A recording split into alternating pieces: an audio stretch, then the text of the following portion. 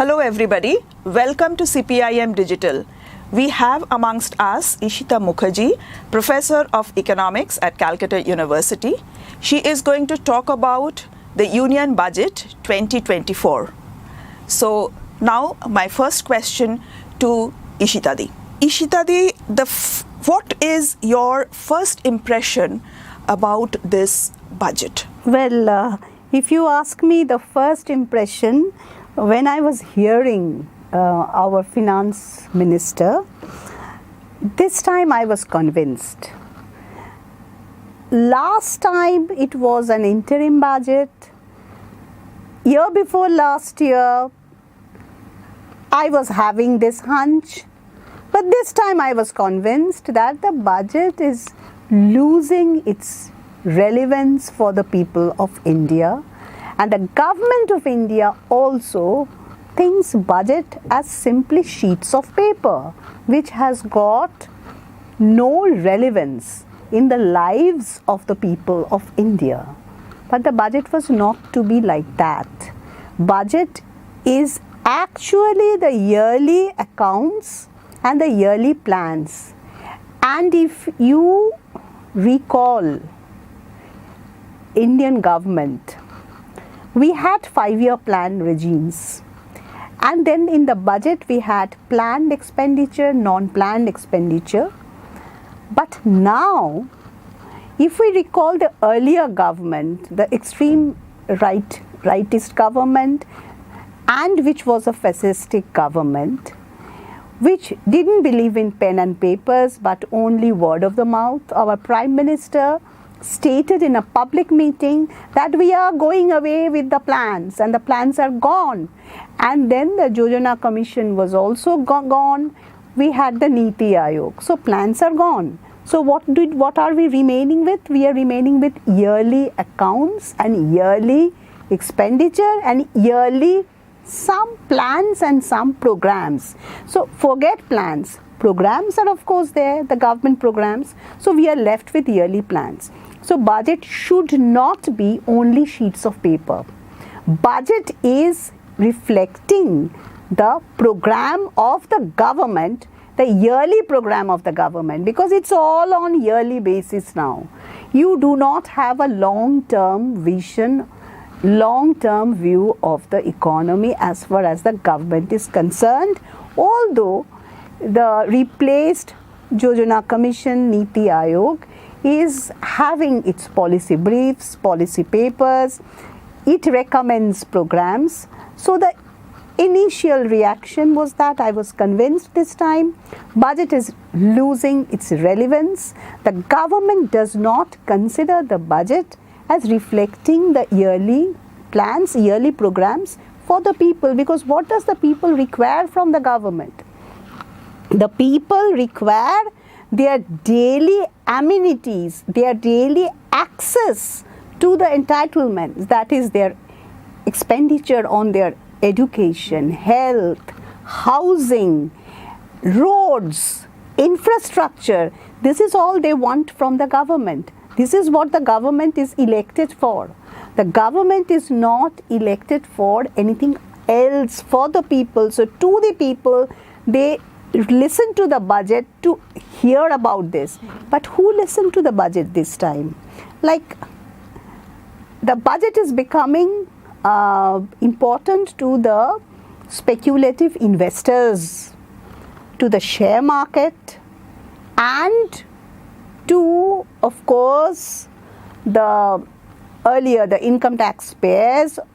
So budget is important in that case to some of these people. But if you look into the vast majority of the people of our country, are they really involved with the budget? Where the questions of the budget really involved, really they were very much involved? Were they intrigued with the questions of the budget? This is my question. How would they be interested in all these, in the budget papers? Because the budget papers has had nothing, practically nothing on them. I don't know whether many people will agree on this ground or not, but these sheets of papers are really only sheets of paper, which the government also doesn't recognize. Last time many schemes were announced, yearly schemes. This time there was no reporting of these schemes also. Even in the interim budget, I can refer to this Lakhopati Didi scheme. It had got no mention in this budget. Yes. So that is my impression. Like, for example, you were talking about health, one of the prime necessity of a common citizen. And this time the allocation was to the tune of 87,000 crore. Now, if the population of India is around 140 crore, so the per capita allocation is around 620 rupees per citizen. So what is the role that the government is playing here with 620 rupees per year for a citizen on health? How is it possible? If you look into the health, I would first of all look into 2-3 factors. One is the midday meal scheme related to the children in the schools, which is known as the Poshan. PM Poshan scheme. The allocation, the expenditure is reduced because it's a contractionary budget, no doubt. The revenue, whatever be the revenue has raised, but the expenditure is reducing. So it's an expenditure reduction budget, it's a contractionary budget. And in this contractionary budget, the contraction has been in the health expenditure, public health expenditure. Because if you look into the Ayushman Bharat scheme, if you look into this scheme, this is giving the health scheme to the private companies, to the private hospitals and the private companies. If you look into the public distribution system. Why I am talking about public distribution related to health? Because India is going down and down in the World Hunger Index. And India is down even with respect to its neighboring countries. So obviously food, nutrition is one of the very important areas, and one has to recognize with respect to health, our children still after in this 2024, when you are going around with AI and technology, our children still, the mortality rates of children mostly are due to diarrhea. Okay. Diarrhea. That is safe drinking water. How much did the government allot to the safe drinking water project? And for the women, the killers are anemia. But if you look into the National Family Health Survey, from this survey, though this is a global survey, demographic health survey held worldwide, but India has now decided to have its own questions. And now in these questions, the question regarding anemia is cut down. That is, you cannot ask the women the question anemia, regarding anemia. So government is now going around to hiding the data of malnutrition, hiding the data of anemia, hiding the data of sickness within this country. Particularly if we look into morbidity, the morbidity is high among the people of India, and this has been recorded in several reports. So the preventive health care, it should have some allotment. It is also in the SDG goals, and the government of India is committed to the Sustainable Development Goals. But where is it?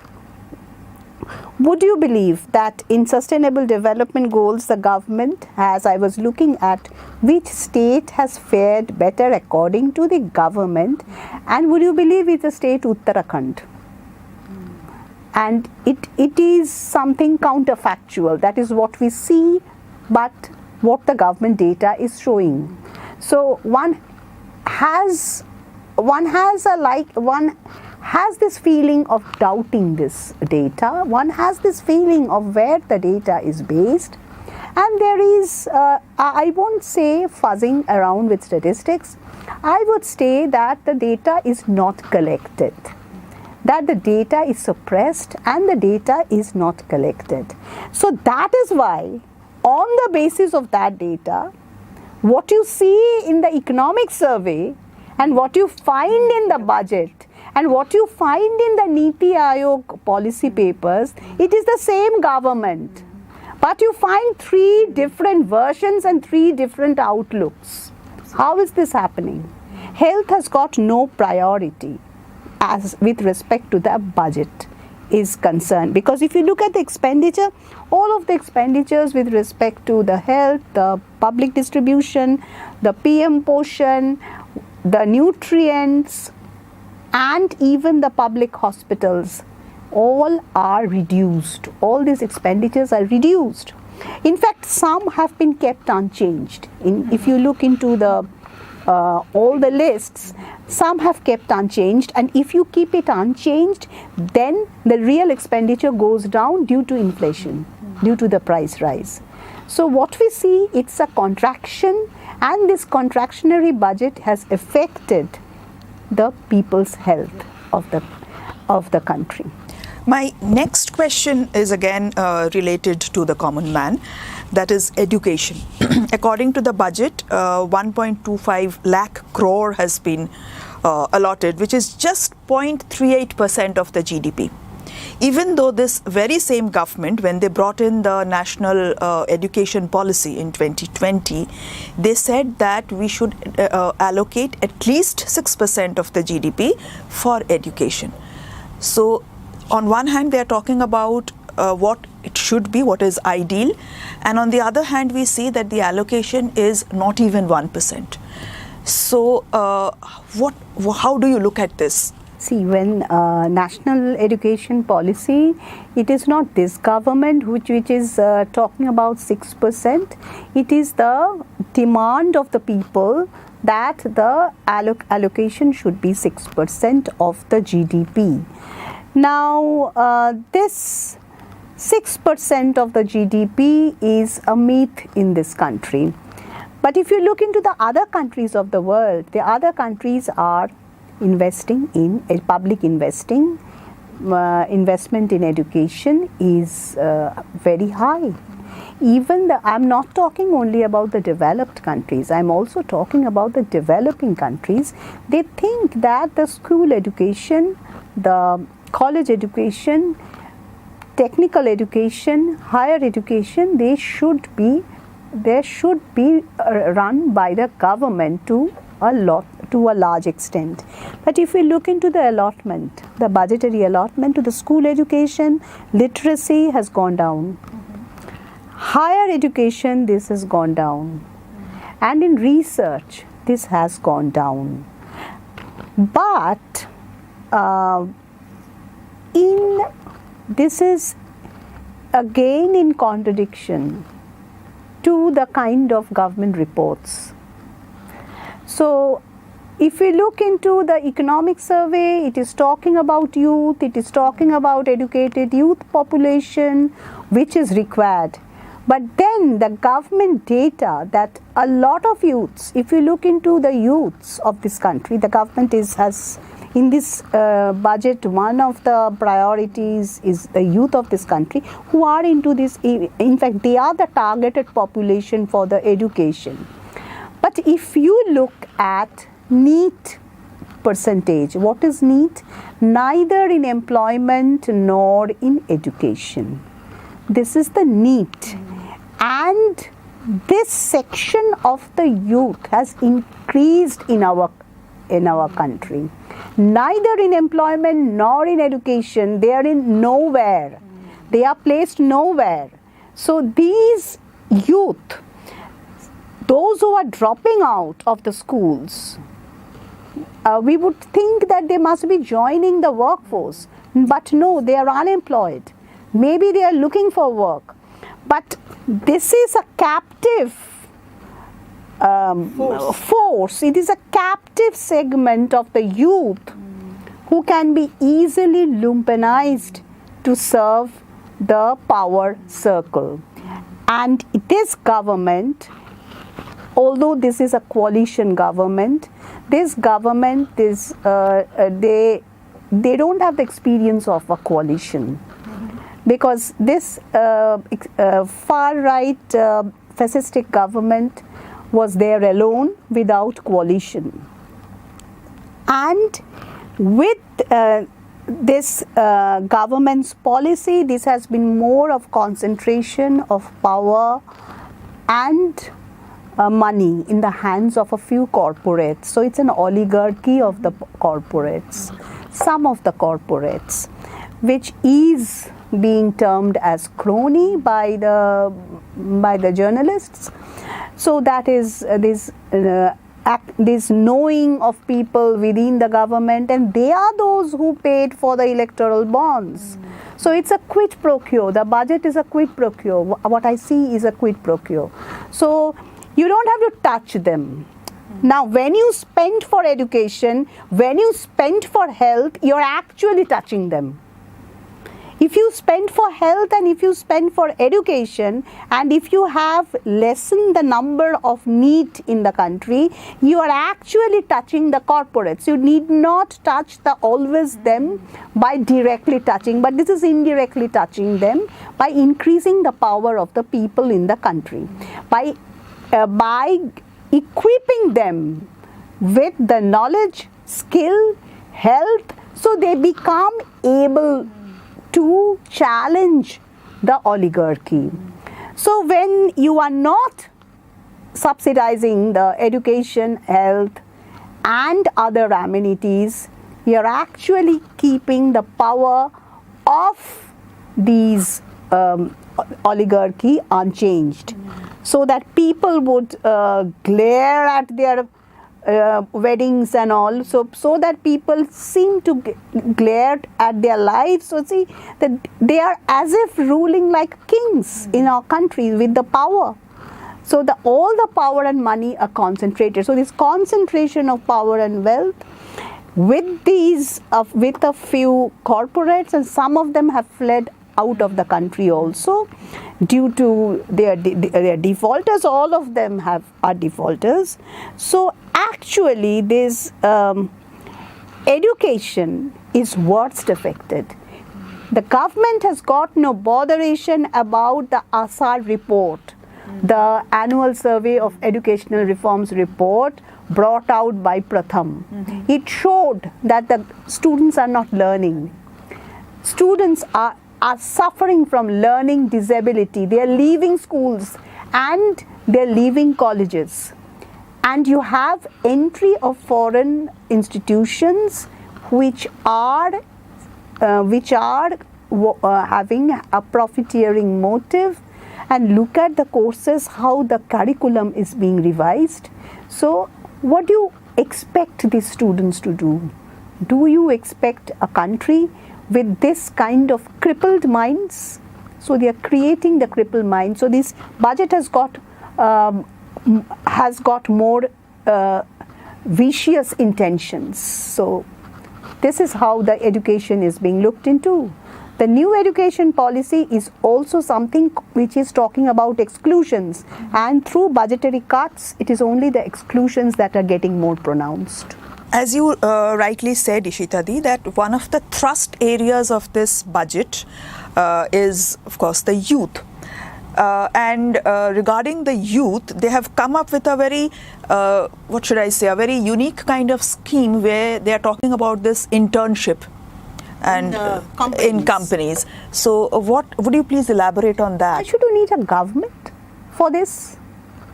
Why should you need a government for companies to do the internship? They are paying these, they are paying the interns. They said for the first few months they would pay in 3 installments. They would also pay the corporates. So what happens is that the companies are not paying to the interns. So you are reducing, you are subsidizing the corporates and giving them a handful of workers to them whom they can pay less wages, and there is no guarantee that after internship employment is there. So is this a scheme repeating the 𝒂𝒑? So is this the scheme repeating that? So what is this? The government is actually subsidizing the companies. But where is the scheme for employment? Why didn't the government talk about real wages of the workers who are already there, of the youth who are employed? They are not getting wages are falling down. So why isn't there anything in the budget regarding minimum wages and wages? So this internship project is of no use. A budget shouldn't talk about the internship. Budget should talk about employment and wages. Budget should see that how these policies are getting practiced by the companies. What is the budget doing is subsidizing the companies and helping them to carry out the exploitative mode of paying less. And what about the working hours of the interns? Didn't say anything. It can be 12 to 18, it can be 20 hours also. It can be 24/7. In fact, I have talked to two persons working in the corporates with this. It is a 24/7, they say. So it can be anything. There is no mention of the working hours. They are actually workers. They are actually supplying these companies with workers. What will happen at the end of the internship? Nothing is being told. Which budget talks about internships? Budget should talk about scholarships. Budget should talk about subsidizing the students of the country, subsidizing the youth of the country. But the budget is talking about subsidizing the companies. Another issue which is directly involved with the students, that is the student credit card. Instead of, just as you said, instead of providing them with scholarship. Yes, so making them indebted. So again, this is helping whom?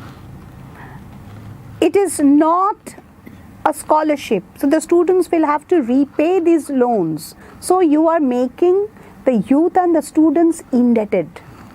You are making also, if you look into the higher education, there are now loans given to the higher education institutions. So institutions are also will get loans.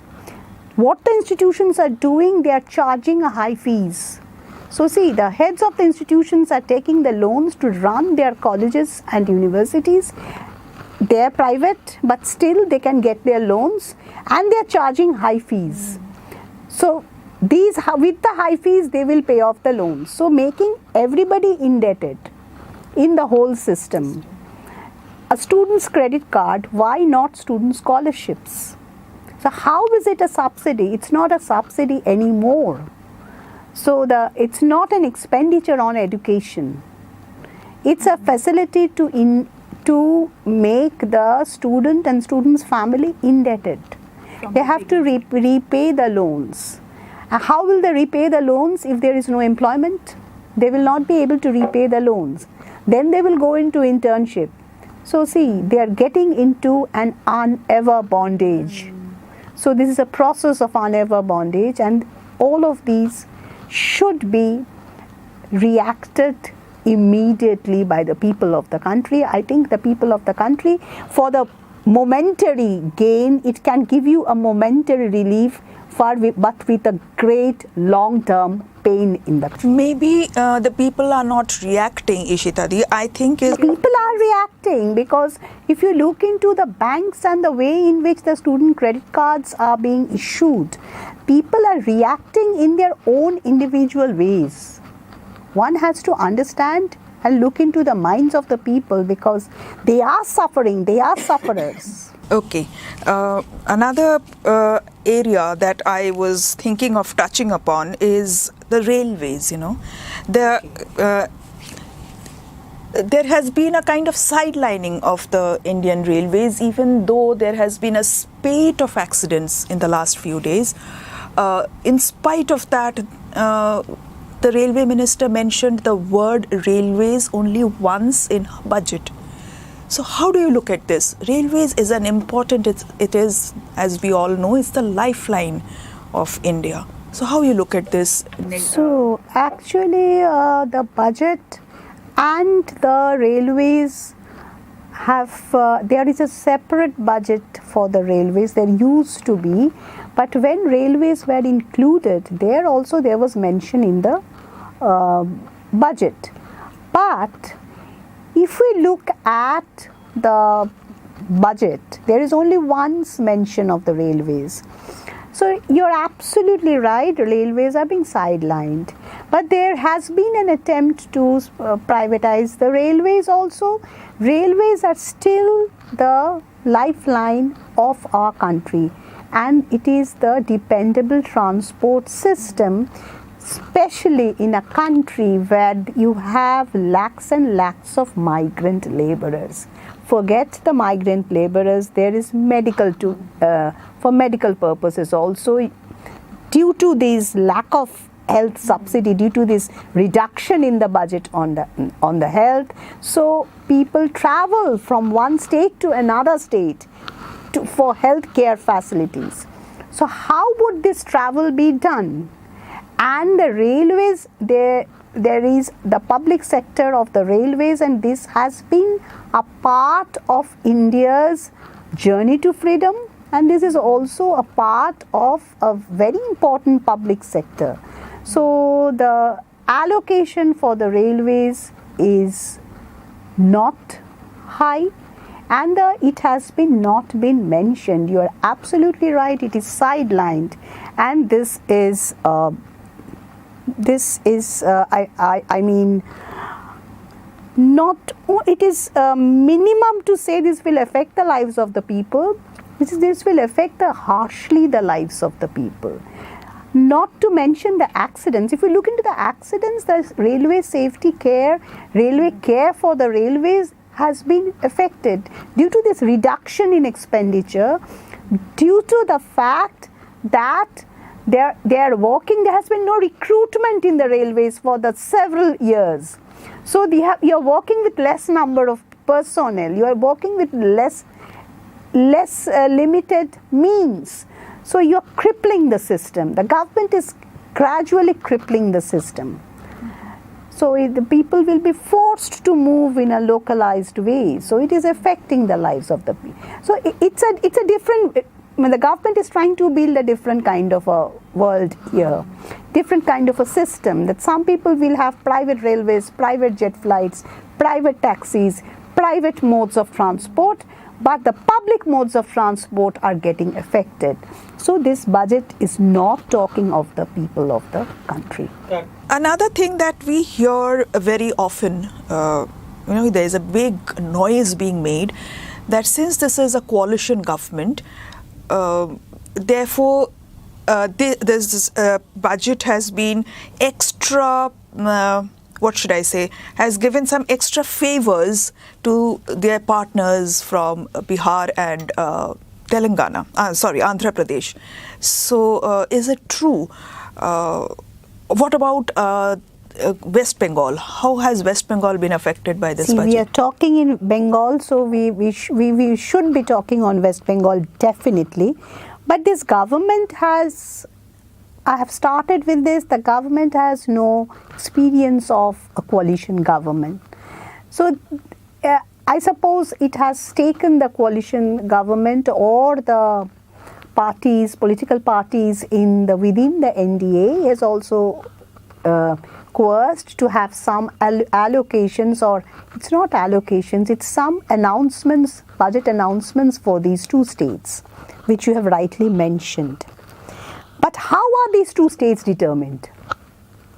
Because if I'm talking about regional allocations, in the northeastern region, the allocation has more or less remained the same. So this is not a regional priority. The second is that, I'm coming to Bengal, but in the second is that Niti Aayog identified aspirational districts, 117 aspirational districts. What is this aspirational districts? These are the districts suffering from backwardness. And identified 117 districts, there are special schemes to be there to remove the backwardness. Among these 117 districts of 2018, there were some districts of West Bengal. Which are those? Dakshin Dinajpur, Malda, Murshidabad, Birbhum, Nadia. Now the government has told that there has to be at least one aspirational district in each state. There is no mention of aspirational districts in the whole budget. There is no mention, no allotment for these Niti Aayog mentioned districts, although the government announced a policy. Regarding West Bengal, all these districts are missing. From the aspirational districts, from the list from 117, it is now 112. What is missing is these 5 districts of the West Bengal. Now, a question was raised by CPIM MP in Rajya Sabha, 𝒃𝒊𝒂𝒏𝒏𝒆𝒍, that why are the West Bengal districts missing? And the reply from the minister was that it was in 2023, that no data, that the West Bengal government did not give any data. Regarding West Bengal, there is nothing in the budget. What about the kinds of the small project or the schemes which were mentioned in the last year? We have been hearing of the seaport in Tajpur. We have been hearing about this. It was right from the left front government. We have been hearing of this. We have been hearing of the port. We have been hearing of it. But what has happened to it? This budget does not have got any credibility because it doesn't speak of what it has done in the last year. What justice has been paid there? So what about the scheme monies which West Bengal didn't get? The general schemes. Why are the districts in the National Rural Livelihood Mission and National Urban Livelihood Mission, why are the districts not increased as far as West Bengal is concerned? Why is it? And is it happening? Is this, and whenever you're aware, a question is asked, the same answer that the West Bengal government doesn't think that anything is wrong in this state. And the West Bengal government, what was the our Chief Minister's role in the Niti Aayog? Chief Minister went to Niti Aayog. She said that the mic was stopped, but what was she going to speak? Where is the speech? The speech she could have. Yes. She could have made it public that I was to make these demands. So where is the speech? What is the thing that she was to speak there? We never know. The people of Bengal doesn't know it. So she went there to make some position from the point of view of the state. Bengal got nothing. West Bengal didn't get one single scheme under this budget. Our Chief Minister is one of the India bloc partners. So whether TMC is raising this, and if they are raising this, they have to point out to schemes. We want this, we want that. What plan do they have? What kind of schemes are they pointing out? The people of Bengal wants to know about that. We are coming towards the end of this interview, but what about gender? Yeah, gender budget is minimal. The Ministry of Women and Child Development got the same allotment, and the gender budget is 3.8. It is the same. So, if you look at the women, what about this Lakhopati Didi scheme, which the interim budget mentioned, and did they drop the scheme or what? They didn't tell anything about that. If we talk about the one-stop crisis centers, if we talk about the Nirbhaya Fund in the context of increasing violence against women, increasing gender-based violence in the public places, and also increasing domestic violence, the severity and harshness of this violence, the brutality of this violence is increasing every day. So what about the Nirbhaya Fund And why is it the funds are not being utilized, and this budget has no mention of it? What about the one-stop crisis center? No fund has been allocated with respect to this. And what about the allotment with respect to women's health? What about the allotment with respect to, again, women's employment? They are very happy. The government is very happy with the economic survey, because they say that women are working in agriculture to see how many women are being employed. They are forced to work as agricultural laborers because the men have migrated away and they are left in the villages to take care of the children and the elderly and the livestock. So they have to stay. And they are now doing everything in the agriculture. So this is a forced stage of life, which they are not happy about that, because the wages of the agricultural laborers are going down and down. So what about how is this budget is having women as their focus point? It's not understood. Is there anything else, 𝒉𝒐𝒃, that you would like to mention regarding this budget? Just one point is that this time it's the first time in the Indian budget which it's shown that the corporate tax, the revenue from the corporate tax is 9.2 lakh crores, while from income taxes is 10.2 lakh crores. So the salaried people of India are paying more taxes than the corporates. Forget the GST. If I add up to GST, the GST revenue from the GST is also more than the corporate taxes. So when will the rich and the super rich pay for the benefits they enjoy in this country?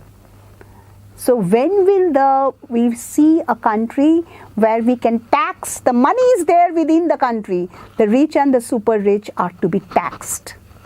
So this is something which I want to add. Thank you so much, 𝒉𝒐𝒃, for this. Thank you all for this listening. Beautiful analysis that you have done of the budget. We are really grateful for making things so very lucid for all of us. Thank you.